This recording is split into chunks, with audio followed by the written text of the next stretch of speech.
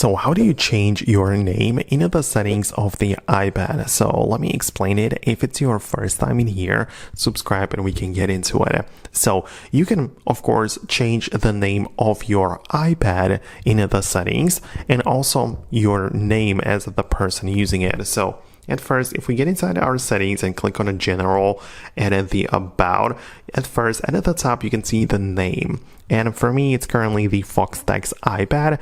And the point is that this is the name, for example, if you're using your iPad to share stuff over AirDrop, right? This is how the iPad will be seen in other devices, right? So if you are interested in a data change, then click on the name right in here and change it to whatever you want. And that's how you're going to be shown to other people. But if you want to change the name of you as the user, just go to the top section of the settings and click on your profile.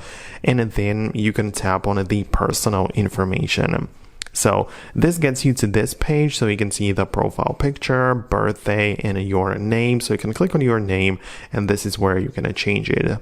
So the regular stuff of changing the first name, middle name, and the last name is what you're going to set up in here. And this is like your own personal information stored for the purposes of, the Apple account and everything. So if you want to change your name in here in the settings, this is what you're going to do.